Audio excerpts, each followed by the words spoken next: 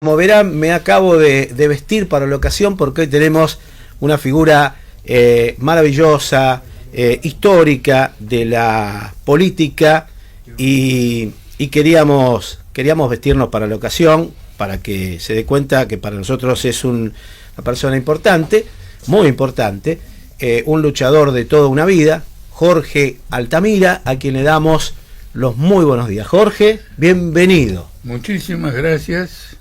Y gracias por tus palabras también. Bueno, quiero decirte que llegaste a tu casa. Muchísimas gracias. Bueno, nosotros sí podemos decir, yo tengo 84, ¿vos cuánto tenés? Exactamente lo mismo. No, pero Él no se acuerda, 83. Pasan tantos años que ya... No, 83. Lo que pasa es que tengo una tendencia, que no sé de dónde viene, que una vez que cumplo años, en los meses siguientes, ya empiezo a adjudicarme, no es de ahora, me empiezo a adjudicar el próximo cumpleaños. Ah, puede ser. Bueno, muy bien, muy bien. No, 83 años según la cadenata. Que es un número primo. Ahora, yo tengo 58 en realidad, me veo de acá, y si llegaría a los 83 tener esa fortuna, con ese estado en el que estás vos, y para preguntarte, ya que en otros lugares no lo preguntan, ¿cómo haces para estar como estás? Es una cuestión mental. Quiero decir, a ver, en primer lugar, ¿cómo estoy? Se te ve bárbaro. Sí, pero quiero decir, ¿en qué consiste estar determinado? Trabajo como siempre. Perfecto. Es decir, no ha habido una interrupción, ni temporal ni psicológica. Escribo inclusive, le he dicho a los compañeros, escribo por ejemplo materiales para nuestro periódico digital, con una frecuencia mucho mayor que cuando tenía 40 años, entre otras cosas porque ahora salimos diario, claro, en las redes, y antes era semanal, en un periódico que era impreso, ¿no es cierto? Ese es uno de los motivos. Bueno, quizás tiene que ver con el optimismo político que caracteriza a un marxista. Optimismo político quiere decir lo siguiente: reconocemos los reveses, entendemos los reflujos, inclusive a veces nos adelantamos en ver esos reflujos. Argentina vive un momento de esas características en lo que tiene que ver con el movimiento de las masas, pero al mismo tiempo vemos las contradicciones del sistema y las perspectivas permanentes, crecientes, de una reacción popular frente a un capitalismo que es moribundo, y que en esta etapa moribunda se dedica a matar gente, como el caso de Gaza, o también la guerra de la OTAN y Rusia en Ucrania. Estamos en un periodo de guerra mundial, ¿no es cierto? Eso es indudable. Guerra impulsada por Estados Unidos, la OTAN, ¿no? Hay que decirlo. El imperialismo norteamericano es el gran impulsor de las guerras, inclusive cuando ha entrado en un conflicto muy agudo con la Unión Europea, que es la otra pata imperialista, ya se dieron cuenta que los Estados Unidos no eran tan amigos como decían ser, ¿no? Claro, no lo fueron nunca, y en general no hay amigos en el capitalismo, ni siquiera dentro de Estados Unidos. Claro, cada uno defiende su juego, sus intereses. Ese es el sistema capitalista, no hay... es un problema estructural. Bueno, no tiene que ver con la pregunta que viene ahora, para ver si me puedo relajar, porque yo lo que necesito es hacer una radiografía de muchas cosas, y no hablar en técnico. Yo no hablo en técnico, porque cuando hablas en técnico pasa que realmente las personas no entienden nada. Entonces me gusta hablar como el último discurso de Milei. Claro, bajar el nivel lo más que se pueda para que todos entiendan, porque realmente el que está instruido y preparado va a entender, y el que no también va a entender, y es necesario que todos entiendan. Entonces, ¿venís con tiempo? ¿Estamos con tiempo? Sí, creo que sí. Perfecto. No, sí. Es tu tiempo, ¿no? No, porque como vengo acompañado, a lo mejor el compañero que está conmigo bueno. tiene una agenda, a ver, pero creo perfectamente que estamos con tiempo. Bueno, como disparador, yo voy a buscar lo siguiente. Le voy a decir a mi querido Emiliano, en mi carpeta de tiempo de radio tenemos un video ya preparado para el próximo el sábado cae 23, ¿no? Si no me equivoco. O 20, a ver, hoy que para pasan los días, ya no sé ni en qué día estoy parado. 20. Hoy es 20, es miércoles 21, claro, exacto. En mi carpeta de tiempo de radio, en el día 23 de agosto, sábado 23 de agosto, tengo un video con el que lo quería usar de disparador. Hoy lo pasamos, pero quiero usarlo de disparador porque tiene que ver con uno de los derechos básicos a los cuales creo que está totalmente restringido, porque si bien este uso de redes, ¿cómo te llevas vos con los teléfonos celulares, con las redes? ¿Te tiene que asistir mucho? Pero ¿lo has incorporado? No. La dificultad mayor es la siguiente. Te acabo de explicar que trabajo mucho, atiendo muchas cosas. Exacto. Y entonces siento que, por ejemplo, hacerme un video, filmarme a mí mismo con alguna declaración, me quita tiempo. Me quita tiempo. Pero no que tenga una aversión a eso ni una dificultad, al contrario, la impulso porque veo que es un medio de difusión de ideas poderoso. Bueno, yo te diría que hay una enorme cantidad de personas, especialmente los que pasan los 50, que tienen grandes dificultades me imagino. con todo esto, ¿no? Con la tecnología en general. Por lo cual sigue siendo, aunque parezca que no, vital la televisión de aire, por cable, que es sencillo, es prender un control remoto y cambiar los canales. Claro. Y allí están los medios de comunicación de los poderosos, de las élites, de los millonarios, que como vos bien dijiste hace un ratito, pugnan por sus intereses. Cada medio tiene un interés en particular. Por ejemplo, tenemos un empresario de medios que también es dueño de NOR, una cosa que no debería de ninguna manera existir porque yo creo que se contraponen los intereses. Pero bueno, es una de las cosas. Pero lo que yo estoy convencido que el ABC de todo esto es que tenemos vedado el derecho a la información, por más que hoy tengamos una enorme cantidad de redes, etcétera, etcétera. Por lo cual, quiero mostrarte, no sé si te acordás, hace muchos años, ¿alguna vez estuviste con Bernardo Neustadt en Tiempo Nuevo? No, ¿Nunca? Con Bernardo Neustadt no, porque, pero estuve una vez a punto y él lo canceló, 2 veces la canceló. Perdón. 2 veces. Una de las veces que me acuerdo que lo canceló fue cuando se produjo el asalto a la Tablada. Mirá vos, justo ibas a estar. Bueno, te voy a contar algo. Es fácil, buscar en la carpeta de programas, la primera, hay 2 carpetas, yo no sé por qué se repiten, pero hay 2. La primera, buscás en la carpeta de tiempo de radio y ahí vas a ver que dice sábado y diferentes fechas. La fecha que corresponde al sábado que creo que es 23, tengo un solo video. Te voy como disparador, vamos a arrancar con la degradación de Doña Rosa. ¿Te acordás que Bernardo Neustadt siempre se dirigía a un televidente, una señora que estaba en su casa, que era ama de casa, que el marido salía a proveerla y ella se quedaba en casa y estaba Bernardo para decirle cuál era la verdad de la milanesa, cuál era viste que cada uno te va a explicar desde el lugar donde está cuál es la realidad, y esta es la realidad, y le contaba a Doña Rosa una realidad que siempre era mentirosa, una realidad que era mentirosa, totalmente mentirosa. Pero yo voy a hablar ahora de la degradación de la Doña Rosa del siglo XXI y de una Doña Rosa que perdió absolutamente todo, pero que sigue estando vedada para Doña Rosa del siglo XXI el derecho a la información. Y cuando vos tenés todos los elementos informativos, cuando vos entendés de qué va cada cosa, es muy importante para lo que viene ahora, mi querido Jorge, que es ir a votar. ¿Con qué información voy a ir yo a votar en septiembre? ¿Con qué información voy a ir a votar en octubre? Con la información totalmente distorsionada, con una batalla cultural que está dando el enemigo, y yo creo que desgraciadamente la está ganando porque empieza a colonizar mentes y que han logrado hasta quebrar familias, mesas familiares que se agarran casi a las trompadas porque realmente lo que le están diciendo por la televisión o por la radio creen que es algo que realmente está ocurriendo de esa manera, como se lo decían a la señora doña Rosa de la época de Bernardo, que decía lo privado es lo mejor, lo privado es lo mejor, el Estado no sabe administrar nada, el Estado es horrible, hay que vender todo, y finalmente doña Rosa aprobó que nos quedáramos sin empresa estatal de teléfonos, doña Rosa aprobó que nos quedáramos sin empresas estratégicas de energía, el agua, el gas, la luz, cuestiones que podemos crearlas aquí en la República Argentina y todos y cada uno de nosotros tendrían que tener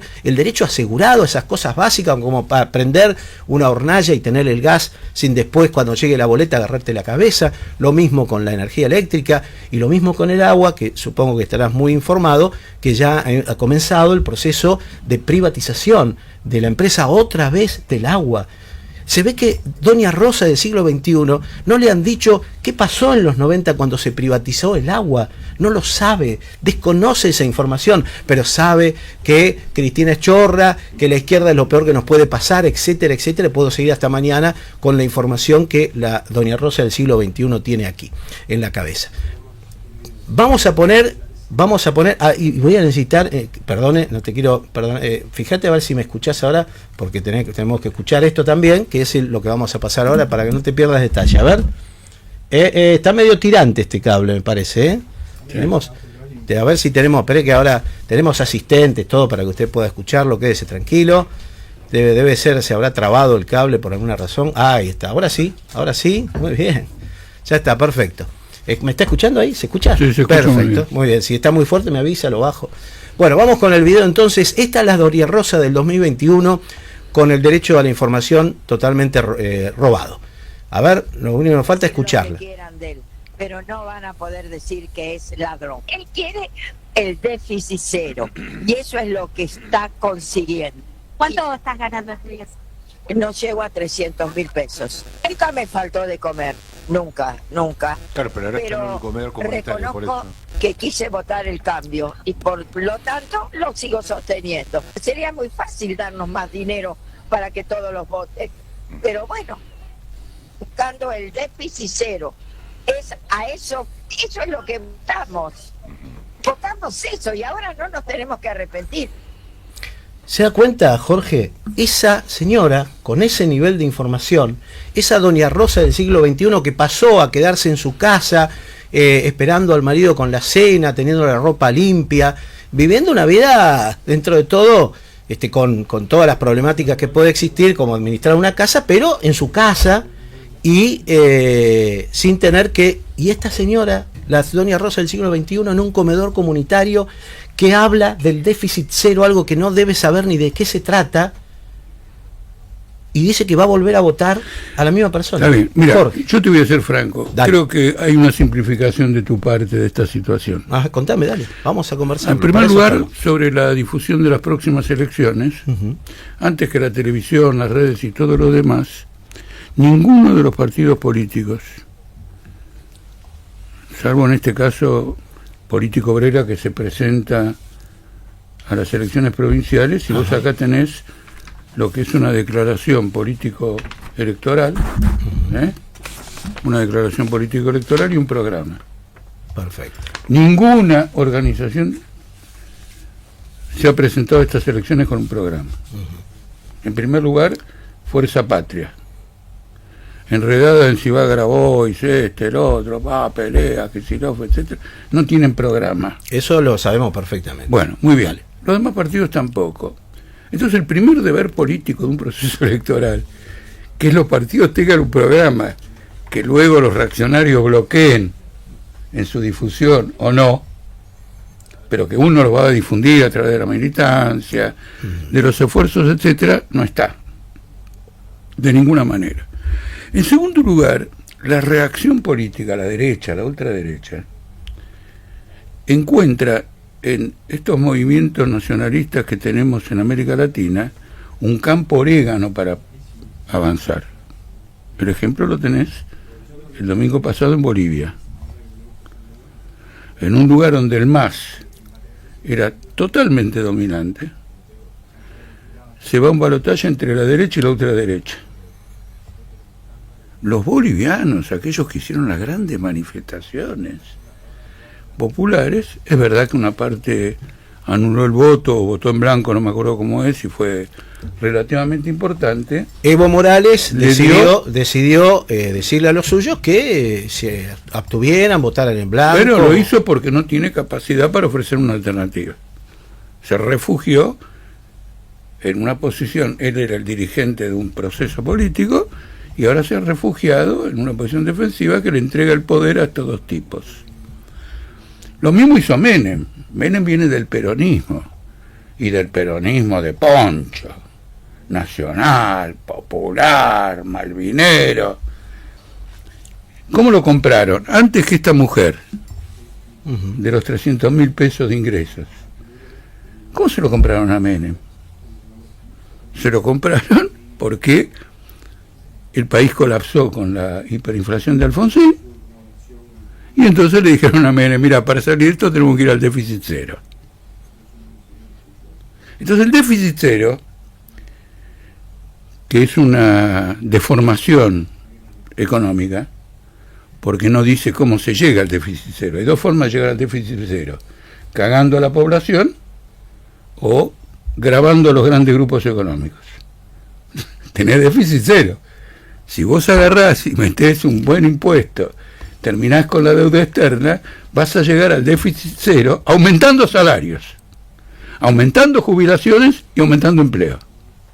Con lo cual la tesis del déficit cero es un engaño, porque envuelve en un número lo que pasa, mi querido Jorge, contra los trabajadores. Lo que pasa, mi querido Jorge, que además de eso, además hay que decirle al espectador que nos está viendo o al oyente que nos está escuchando, que además no existe ese tal déficit cero, que es el otro gran problema, porque si de última, obviamente que nosotros no lo vamos a aceptar, pero si de última existiera el famoso, pero ni siquiera existe como la señora lo está concibiendo, que dice, yo voy a hacer sacrificio de ir a comer a un comedor comunitario, porque con el déficit cero un día de esto, bueno, volveré a poder comer en mi casa, que eso es algo erróneo. Yo lo que quiero hacerte una pregunta. No, pero permíteme, sobre esto que vos decís, quiero decirte que este hombre subió el 10 de diciembre, el 11 de diciembre, nosotros ya dijimos que ese déficit cero no existe. Ajá. Ya desde entonces, y he hablado varias veces en los medios de comunicación sobre ese punto, porque hay una operación de engaño, en el sentido que todo lo que vos gastás, pero no pagás, sino que te endeudas, él no lo cuenta como gasto. Ojalá fuera eso solo, Jorge. ¿Te das cuenta? Ojalá fuera eso solo. Mirá, no, claro, eso es esencialmente. Hay dos temas, por eso me parece, quizá acá vamos a venir el debate, mi querido Jorge, en que no podemos minimizar a esa señora que acabamos de ver, porque es la base donde partimos, porque Milei no se votó solo, lo votó personas como esta señora desinformada.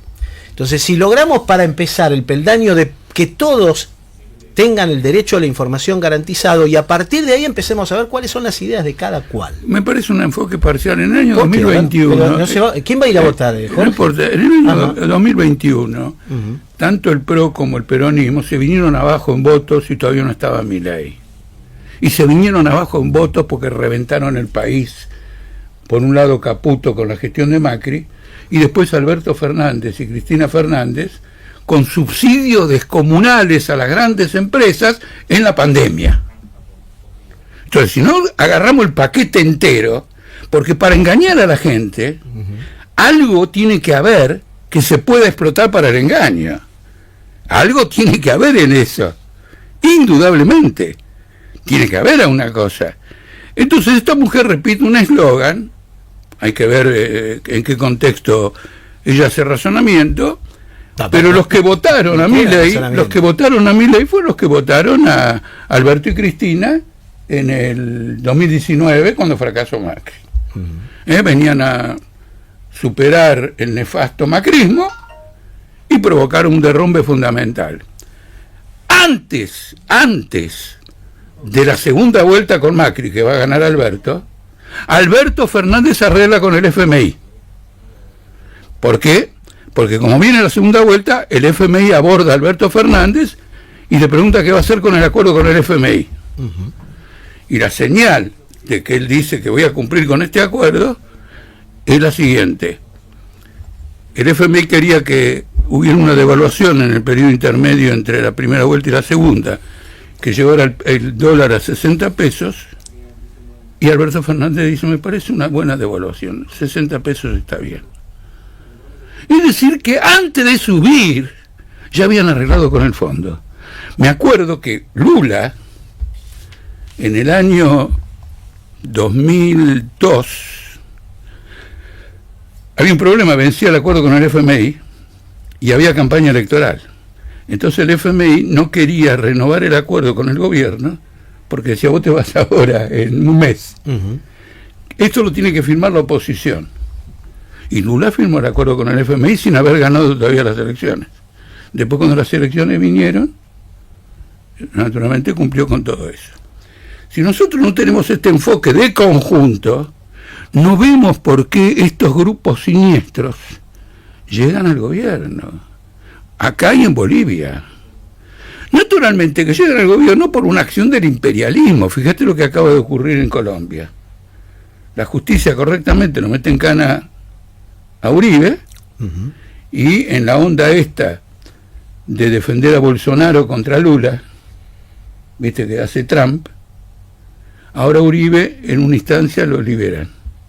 Hay una ofensiva imperialista de toda la guerra mundial. Una de las partes más importantes es la recuperación de América Latina como patrio trasero por los yanquis. Este hombre, Milei, avala la masacre de Gaza, es un criminal. El que abiertamente defiende y propagandiza una masacre de un pueblo entero y el exterminio y el genocidio es un criminal, debiera ser juzgado. Milei por sus declaraciones con respecto a la guerra de Gaza. Bueno, pero vos has escuchado. Entonces, por eso volvemos al tema de los medios. Para mí me preocupa mucho, insisto, para mí es el. Pero tenemos que arrancar de este problema de que no tienen programa. Yo veo programas de televisión y la oposición a este gobierno dispara críticas, pero no tiene un programa. Ninguno va a un programa. En Gran Bretaña, los partidos conservador y laborista no pueden ir a una elección si no presentan lo que se llama el manifiesto, donde después le van a vigilar cómo cumple o deja de cumplir. No tiene programa. A lo sumo, quien tiene programa, aunque no está escrito, es Milei, que dice que les voy a dar con un caño cada vez más, en particular porque ahora este mes el déficit fiscal financiero ahora tiene déficit, tiene superávit negativo, ya no tiene más superávit. No se lo están diciendo, en realidad no se lo. No lo leí en Clarín. Bueno. Déficit financiero. No es lo que lo digan ahí. Pero acá hay un problema muy grave con ese famoso mantener el dólar barato, pero que esto también conlleva un enorme negocio financiero, que es los famosos títulos capitalizables, que es más ni menos darte un interés desproporcionado y cada vez mayor, porque, bueno, a ver, vamos a explicarlo fácilmente. Le debo 100 pesos al querido Altamira, más los intereses son 110. Le digo, mira, la verdad que no te voy a poder pagar no te voy a poder pagar esos 10 que te debo, pero hacemos una cosa, lo tiramos para el mes que viene. Bueno, dale, pero vamos a ponerle mayor interés. Entonces ya no te debo 110, te debo 130. Y esa bola enorme que están haciendo solo para negocios de los bancos, de los inversores, de los especuladores, es enorme eso. Ya ha multiplicado por 4 lo que se le está dando a los jubilados, que es el mayor gasto que tenemos. Por 5. Ahora por 5. Sí, porque todos los días eso va. El ajuste de los jubilados y de los trabajadores es el 1% mensual. Exacto. Y el ajuste por intereses es el 5% mensual. Esto es un gran. Esto hay que. Si viene esta mujer de los 300.000 pesos, hay que decirle, mirá, a los jubilados le ajustan el 1% y a esto les ajustan, digamos, el 5%. Pero eso lo que demuestra es que este gobierno va a ir al bombo, como si fue Macri, que probablemente mucho más al bombo que Macri. Ahora, yo tengo una pregunta, la pregunta no sé si es del millón, pero sí siempre la mía, porque esto ocurrió en Bolivia. Lo que ha ocurrido es que el MAS se desintegró y uno quedó por un lado, el otro por el otro, no se pusieron de acuerdo. ¿Por qué la izquierda no se pone de acuerdo justamente en un programa en el que todos puedan llegar digamos, a coincidir en algunos puntos básicos. ¿Qué es lo que los divide? Bueno, no, hay que ver hay que ver en primer lugar si uno tiene que llegar a un acuerdo sobre puntos básicos. Por ejemplo, nosotros de ningún programa sacaríamos el punto de la ruptura de relaciones de Argentina con Israel, que lo vote el Congreso. Ahí vos tenés un Congreso. Milei es minoría. No hay ninguna moción, que después pierda la moción. Claro. No hay ninguna moción para romper relaciones con Israel. Los sábados, cada tanto, hay manifestaciones contra la masacre acá en Buenos cada Aires. vez son más multitudinarias. Cada vez más mayores. Y ocultadas por los medios. Por los medios, pero los peronistas no vienen. Ajá.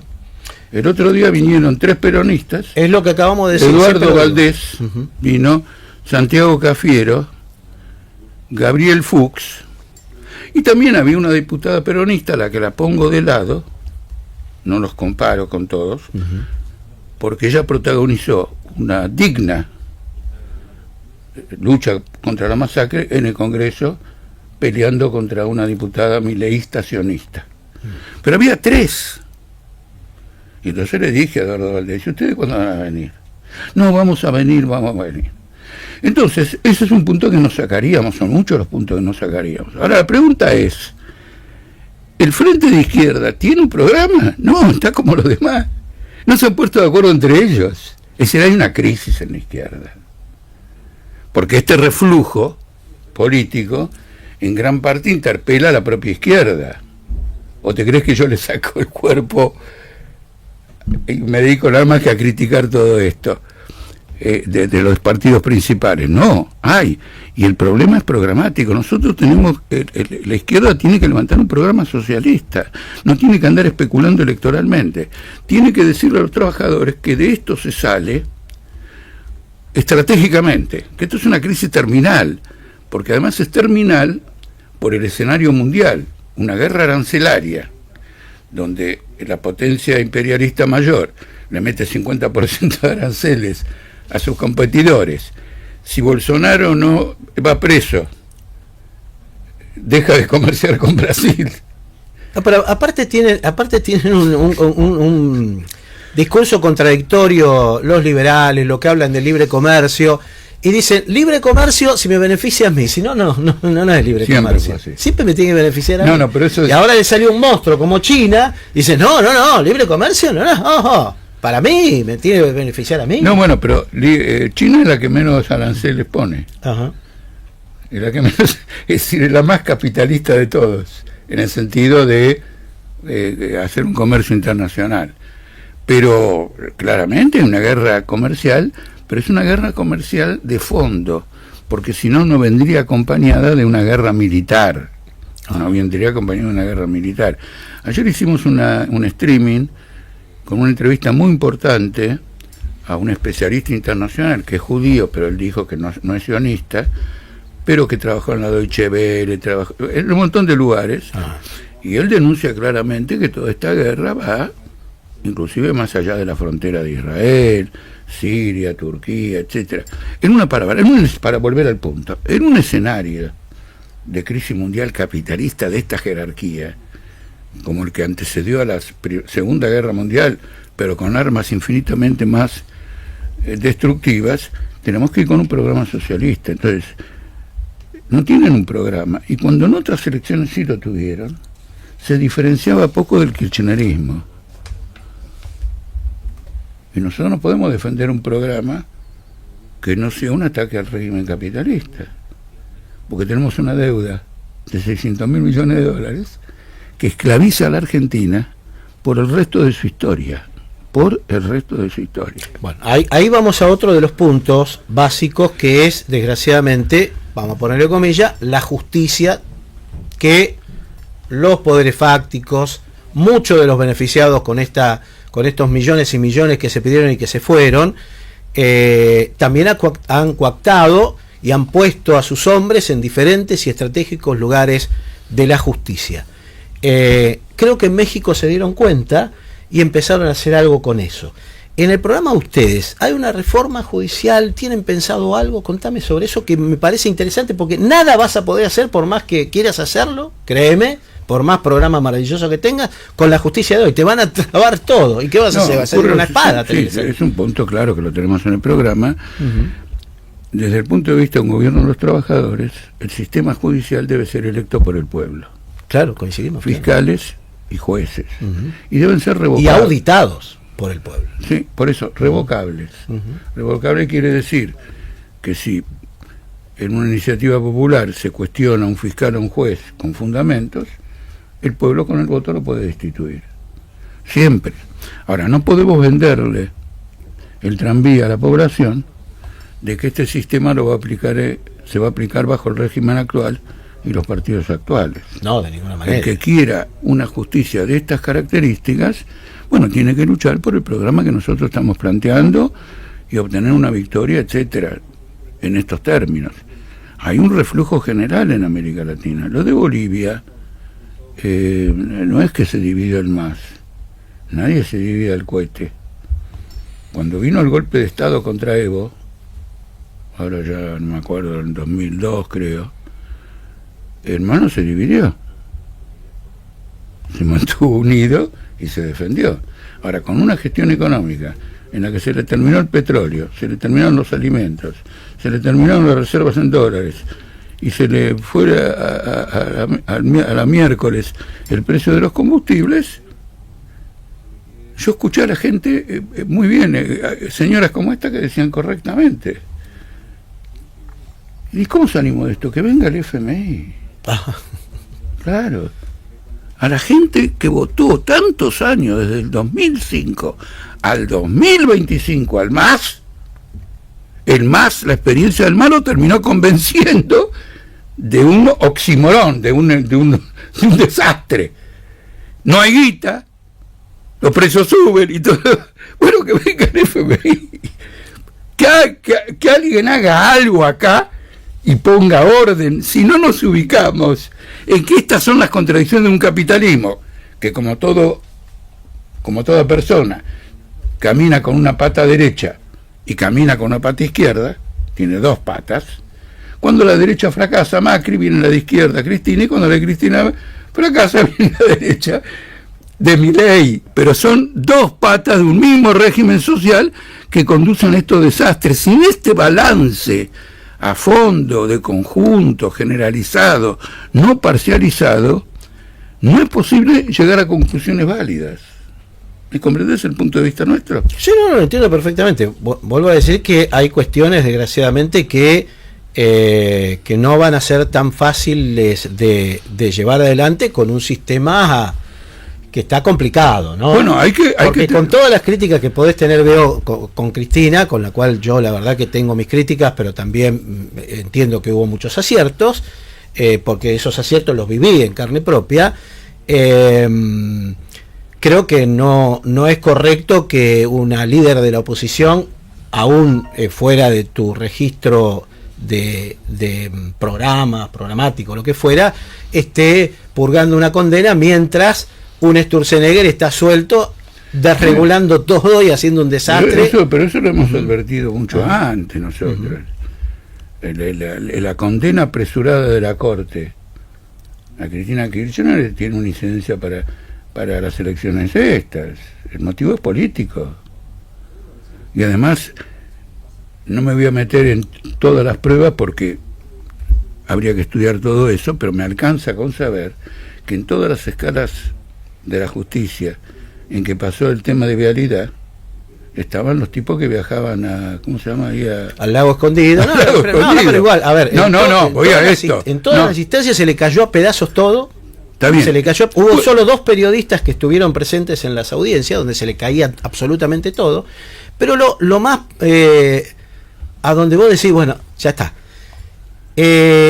Por orden de Mauricio Macri, el señor ahora tantos nombres uno se le pasan por la cabeza, el que impulsó todo esto, estoy grande, a veces se me van los nombres, el que impulsó la causa vialidad, no sé si Ercolini. No, ese es el juez, pero al nombre de Macri, es un hombre que fue, para que vamos a buscarlo a ver si recuerdo rápidamente el nombre, son tantos nombres con los que uno maneja. Dame un segundito. ¿Quién fue el que impulsó la causa vialidad? El que después fue intendente de General Sarmiento. Intendente Iguacel. Ahí está, entre los dos pudimos. Ese señor, que fue solamente secretario de vialidad y que después intendente de un lugar, con todo respeto, perdido, no fue de San Isidro ni de Capitán Sarmiento, General Sarmiento. Capitán Sarmiento. Ahora resulta que es un prolífero empresario petrolero. Entonces, cuando ya vamos ahí, decimos, bueno, ya está.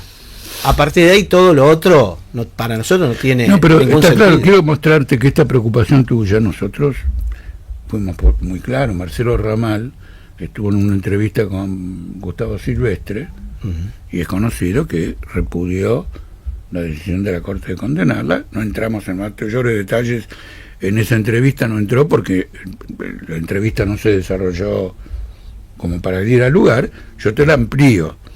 Como las condenas tienen que ser sin la menor duda sobre la culpabilidad del reo, las cantidades de dudas que hay acá son lo suficientemente amplias como para que este juicio sea cuestionado y haya que hacerlo de nuevo entero, si es que se lo quiere hacer.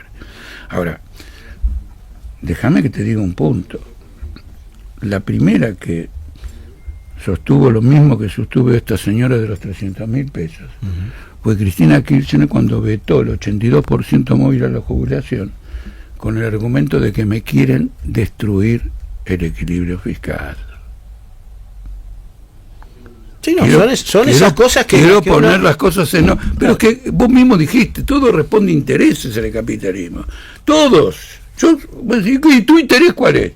Yo, dado los años que ya he transcurrido, se puede comprobar que mi único interés es hacer avanzar a la clase trabajadora. Sin duda. Porque nadie puede probar que me hubiera movido con cualquier otro interés a través de tantos años de militancia. Lo que ocurre, mi querido, es que no se quiere tocar los bolsillos de los que se podría tocar. Esa es la clave. Este es el punto clave. Cuando Cristina se jacta de que desendeudó el país, lo dijo por televisión y dio la cifra, pagamos 174.000 millones de dólares, ¿a quién se los pagó? A los acreedores. Llenó los bolsillos de los que endeudaron a la Argentina. Le sacó la plata al ANSE, le sacó la plata al Banco Central y pagó. Entonces, mi único propósito en todo esto es que centremos la comprensión de los problemas en la decadencia del capitalismo y el malestar general que está causando las masas, en el sentido de que conquistas que se obtuvieron después de la Segunda Guerra, por ejemplo en Argentina, 1946, 1951, están siendo destruidas todas, no queda nada. No, se transforman en cascarones vacíos. Cascarones vacíos. Vos tenés, por ejemplo, un aguinaldo que ahora se transformó en medio aguinaldo, y con tu aguinaldo vos podías comprarte una heladera, un lavarropa, lo que fuera. Bueno, ahora es medio aguinaldo, no te compras ni la perilla del lavarropa. Vos tenías vacaciones. Con las vacaciones te podías ir con toda la familia a donde vos quisieras, a veranear y pasar 10, 15 días con tu familia tranquilo. Hoy no podés pagar el boleto de uno con lo que te dan. No, eso lo conozco muy bien, porque yo tardíamente en mi vida fui de vacaciones. Yo te voy a decir una cosa. Yo a los 20 años todavía vivía en una sola pieza y éramos 6. Una sola pieza y éramos 6. Tenía 20 años, iba a la Facultad de Economía, pero vivía en una pieza. Entonces, el progreso se fue haciendo, la salida de esa situación se fue haciendo lentamente.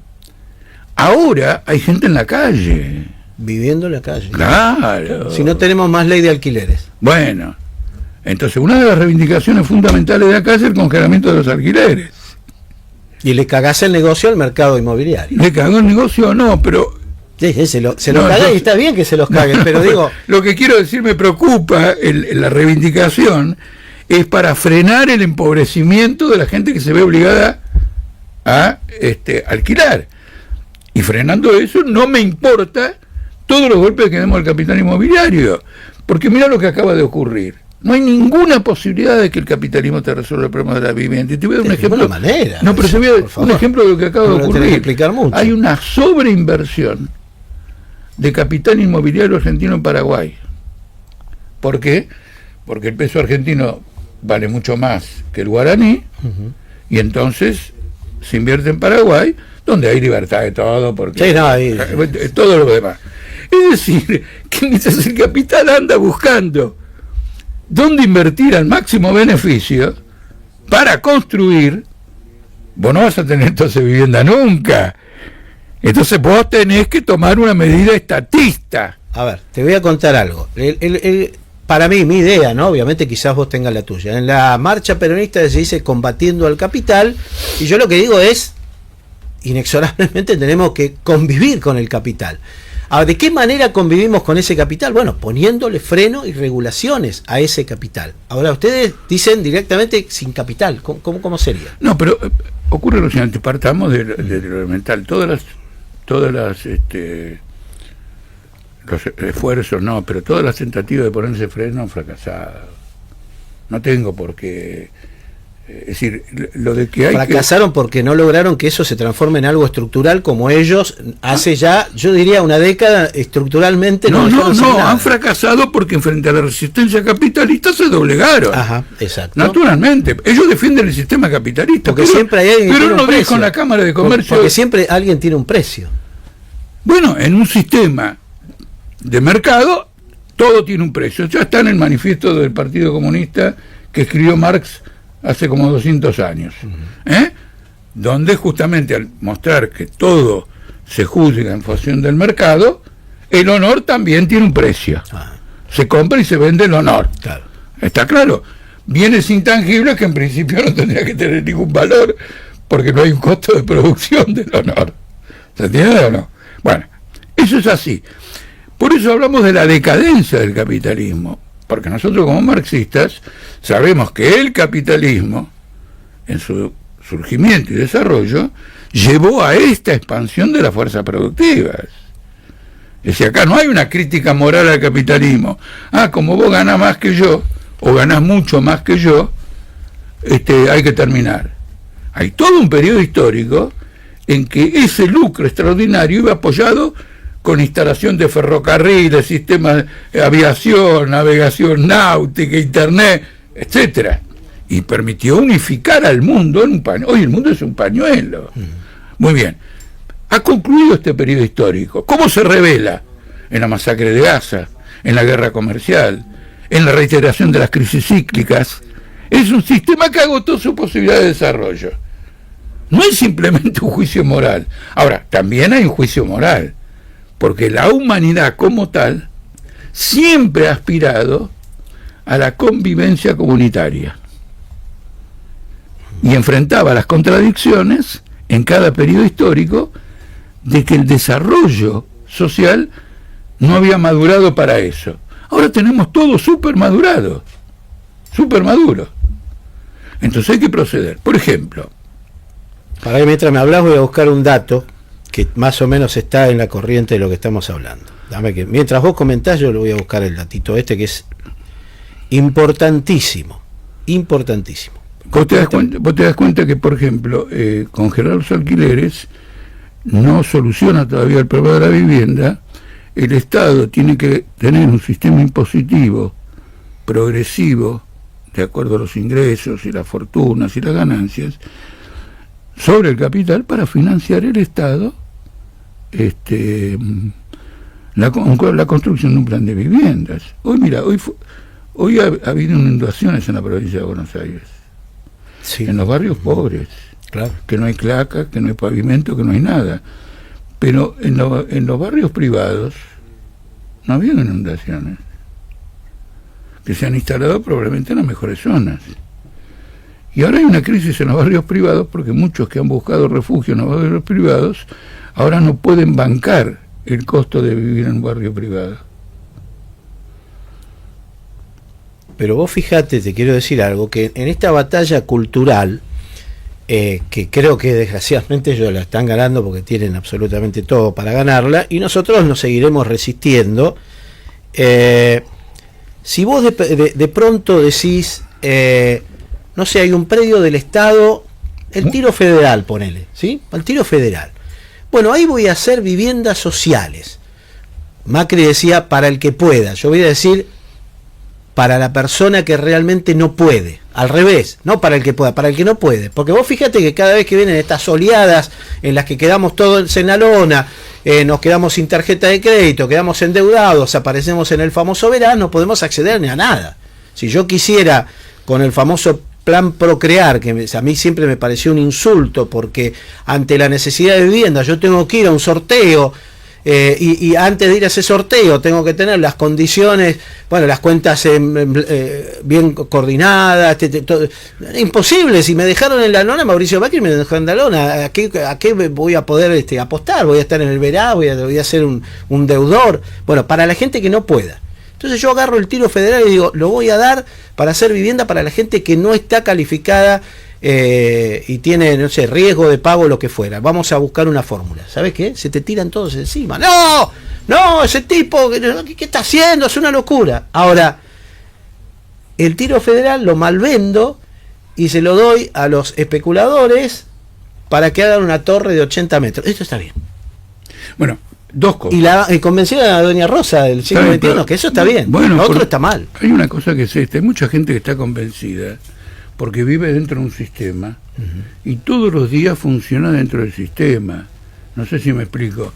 Se levanta a la mañana, sabe que la panadería está abierta a partir de las 8. Esto, es decir, reproduce en su cabeza la vida que tiene. Se mueve con esos límites. Nosotros nos rebelamos, ¿no? Nosotros nos rebelamos. Vos y yo. No. Al final se rebelan todos porque hubo un 2001, hubo un 17 de octubre. Pero cuando ya después para salir de ahí... No, pues macanudo, pero quiero decir, bueno, ahora vos fíjate si hicieron un plan de vivienda en el Tiro Federal, que fue un negociado. Claro, fíjate, está saltando eso. Cae el valor de la propiedad en toda la zona. Tenés una insurgencia de todos los propietarios de la zona, cae el valor de la propiedad. Primer punto. Segundo punto, que es muy importante, porque yo una vez tuve una gran discusión, ¿te acordás con el perro Santillán? Sí, me suena. Estaba en Jujuy, en un líder. Entonces iba a tener tierras para construir. Entonces había una gran discusión. Digo, obviamente, si tuvieras tierras para construir, haces un plan de vivienda y todo lo demás, la propiedad de la vivienda va a ser de cada uno, de cada persona. Vos haces una licitación o lo que fuere y los que tienen... digo, tenés cuidado con eso. Porque el que tiene una vivienda, porque ha habido un plan, dadas las condiciones económicas que vive, mañana la vende. Y vos no construiste para que él venda la propiedad. Vos construiste para que él viva en esa propiedad. Es decir, el régimen capitalista es una tenaza. Entonces, tiene que tener una vivienda, tiene que tener un salario que le permita, por ejemplo, digamos, pagar un 5% de expensas, no despensa a nadie, sino refacciones, gastos, mantener siempre algo se va a lograr. Bueno, tiene que tener un porvenir por delante, es decir, hay que transformar el sistema social. La vivienda es un termómetro, tanto es un termómetro que la gente no sabe acá. Hay un movimiento de masas en Berlín para que se estaticen todas las corporaciones inmobiliarias, que en realidad son 3, y que el propietario de todas las viviendas de alquiler sea el municipio de Berlín. En Berlín, en Alemania, por la presión de la crisis, no por una doctrina. Nosotros con nuestra doctrina le damos forma ideológica, reivindicativa, a problemas que objetivamente están planteados. No somos fabricantes de una alquimia.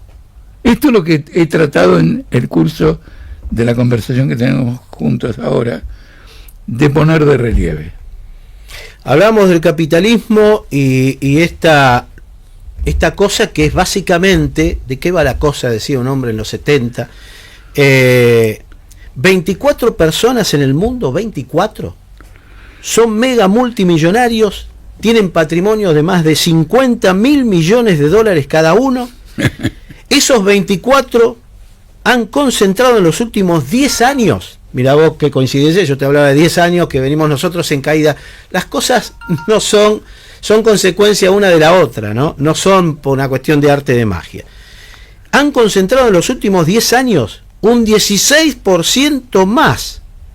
Tenemos que generar, según mi idea, un pacto social para poder disfrutar de nuestros recursos naturales que nos son negados y que se nos siguen negando, porque la República Argentina ha sido bendecida. Acá no debiera haber una sola persona que viva sin su techo, no debería haber ninguna persona que vaya a un comedor, por favor, pero estamos hablando de eso que estás diciendo vos. Pero te quiero mostrar una cosa que te va a sorprender, probablemente, porque estás muy bien informado, quizá no te sorprenda. El presupuesto de 2025 de Estados Unidos, para todo ese sector prevé rebaja de impuestos. Claro. Rebaja de impuestos para el dueño. Bueno, muy bien. Ahora viene lo siguiente: cuando alguna vez se discutió aumentárselo, los tipos dijeron, es una locura, van a quebrar al capitalismo. Esperá. Entonces vos decís, no, me está tomando el pelo, no puede ser. Y había un núcleo de verdad. Ellos no tienen 50.000 millones de dólares en los bolsillos, lo tienen en acciones, lo tienen en fondos de inversión, lo tienen esto, lo siguiente. Por lo tanto, para pagarte un impuesto, tienen que vender, para ir a la DGI de Estados Unidos, tienen que poner la guita. Entonces tienen que vender acciones. A la primer señal de que Elon Musk vende acciones, se cae la bolsa de Nueva York. Lo cual me estás diciendo que todo esto es una bola artificial. Está atado. ¿Comprendés? Entonces vos no podés tocar acá, che, cuidado que se cae la escalera, tocar acá, cuidado que se cae esto. Vos tenés que tener un programa integral, lo cual no quiere decir hacer todas las cosas al mismo tiempo. Ojo, un gobierno de trabajadores al otro día no estaría, poniendo todo el país bajo la rúbrica del socialismo. En cuestiones vitales, como el manejo de las divisas, del dinero, del comercio exterior, ahí tenés que agarrar, porque ese es el ahorro del país. Y si querés desenvolver al país, tenés que manejar su ahorro. Y a partir de ahí armar una transición. Entonces quiere decir que sabés a dónde querés ir. Y lo sabe todo el mundo. Contame porque ahora sí se nos pasó. Te quiero agradecer por tenerte acá, porque la verdad que es maravilloso poder escucharte, porque no importa a quién vote yo o a quién votes vos, pero cuando nos empezamos a conversar, creo que tenemos más coincidencias siempre que más diferencias. Por eso a veces me cuesta entender, insisto, la división del MAS, la división de la izquierda, la división de aquellos que tenemos un pensamiento de que queremos llegar a tal lugar, pero parece que cada uno quiere llegar de un lugar diferente. Contame 5 cosas puntuales, lo más brevemente que se pueda, porque ya ahora sí nos está quedando poco tiempo, de tu programa que puede empezar a causar un impacto positivo en los bolsillos de cada uno de nosotros. Hoy estamos rodando. La primera cuestión es un reclamo que ya los trabajadores colocaron en la agenda, así que no es un invento nuestro. Un salario mínimo igual al costo de la canasta familiar, lo ha dicho el Garrahan, lo han dicho los choferes de la UTA, 2 millones de mangos de sueldo mínimo. Yo diría 2,5 millones, mirá. Bueno, muy bien, pero quiero decirte, me interesa mucho que al formular nosotros una reivindicación, indiquemos si tiene arraigo popular. O la gente dice, ay, no sé, qué sé yo. No. Lo tomamos del movimiento real, de las luchas, etcétera, los 2 millones. Los trabajadores jubilados, 82% móvil. ¿Que lo llevaría? 800.000, 1.800.000, etcétera. Un régimen impositivo de impuestos para financiar todo esto. Pero, a ver, perdón, vos estabas, por lo que me pareció entender, en contra también de los subsidios. Ahora yo digo... ¿Qué subsidio? X. Yo pregunto, si le damos 1 millón a los jubilados, pero le devolvemos los medicamentos, que es un gasto... Yo conozco una señora que gasta 500.000 pesos por mes en medicamentos para vivir, para poder vivir. Entonces vos imaginate que no es poca cosa. Por eso digo, cuando le damos algo, un subsidio, que parece que es una mala palabra, lo que estamos haciendo es devolver. No estamos regalando nada. Pero si vos le das 1 millón de pesos a un jubilado, vos decís 1.800.000, pero yo le doy 1 millón. Supongamos que no tenemos 1.800.000, le damos 1 millón, pero le garantizamos que va a viajar gratuitamente en el transporte público, le garantizamos que va a tener los remedios absolutamente todos gratuitos, le garantizamos que su gas, su luz, su ABL, etcétera, etcétera, van a tener un costo mínimo y si se puede nada. ¿No le estamos dando un aumento indirecto? No, le estamos contando un verso. ¿Por qué? A ver, contame. Porque los subsidios en el determinado momento resulta que ya no se pueden dar, de que no se pueden dar si seguimos con esto de no ir a buscar el dinero. Lo que es concreto es el salario. El salario y la jubilación es la llave. Ajá. El salario y la jubilación es la llave. Por ejemplo, yo soy una persona mayor ya, quiero decir, lamentablemente me salió un furcio. Puede ser. Felizmente no tomo casi medicamentos. Menos mal. Bueno, macanudo. Para mí va a ser una condena de muerte. Bueno, como vienen mis finanzas hoy. Entonces, por eso, vos tenés, eso es una suerte que digamos económica, pero vos tenés esto, ¿no? Uno que necesita 500.000 por esto, el otro, pero tiene un salario que contempla la totalidad de esos gastos. Este es el punto de partida, porque de lo que se trata es impulsar un movimiento social.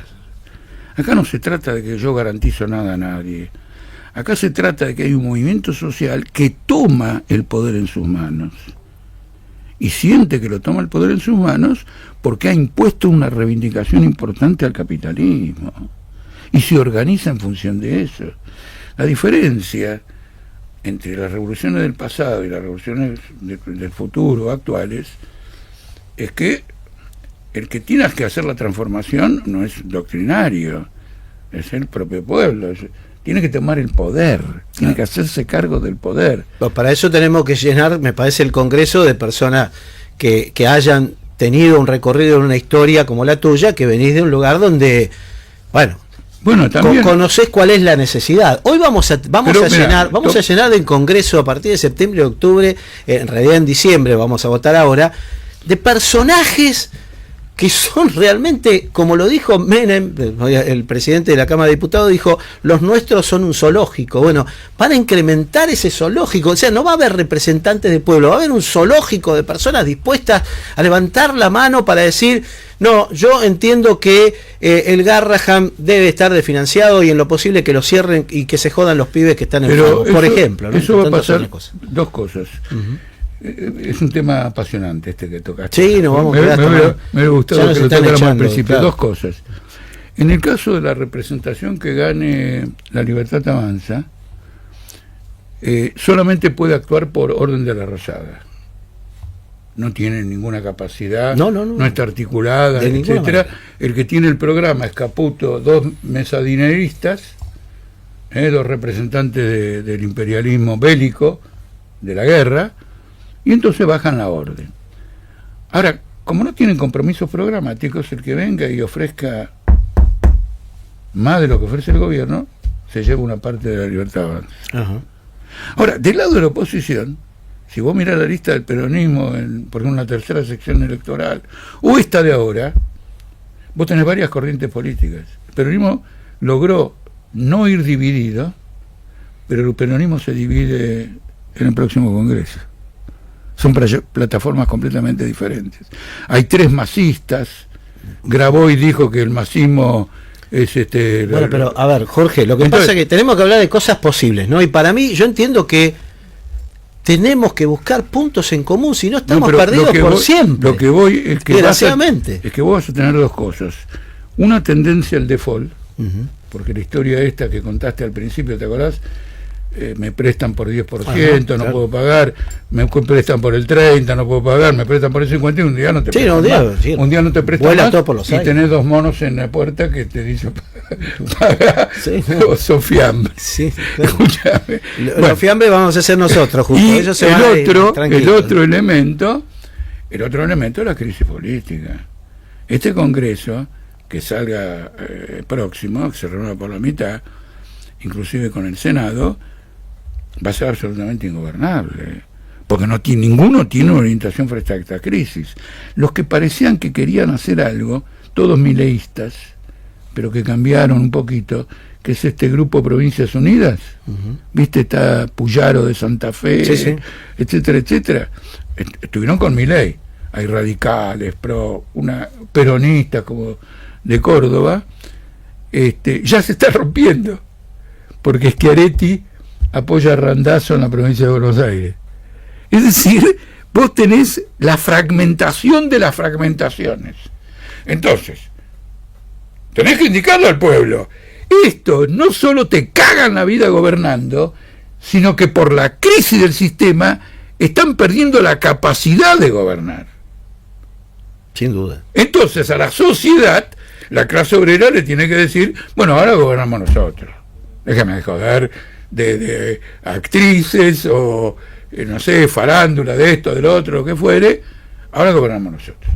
Esto es un buen elemento de pedagógico para decirle a la gente cómo están las cosas hoy. Bueno, ya no nos queda más tiempo, Jorge, te agradezco, la verdad que es tanto lo que hay por desglosar y es tanto, porque siempre te lo explican como la tortilla, y la tortilla tiene tantos condimentos diferentes y nosotros hemos tratado de empezar. Claro, la buena, sí, no. A mí si no es la buena, no. La española. Claro, cebolla, tiene de todo, pero a vos te arman una tortilla, no te explican de qué va la cosa, y desgraciadamente tenemos una cosa en la cabeza realmente que no nos deja empezar a tener un camino de coincidencia, porque creo que lo que tenemos que buscar un programa, y me parece correcto, un programa de coincidencias y un programa que pueda ser desarrollado y llevado a cabo, y que después, por supuesto, ese programa va a tener más elementos que se van a ir agregando, pero yo por lo menos nosotros siempre hemos propuesto discutir un programa. No, porque acá lo que importa son los candidatos.